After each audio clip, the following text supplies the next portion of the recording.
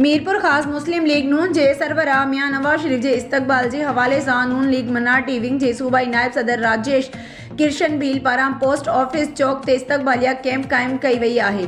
Camp में संजी रामानी, रमेश अर्जुन, फैलाज राय, Asif Meraj, madam बदर निसा समेत अगवाणन ऐं कारकुनन वॾे अंग में मौजूद हुआ।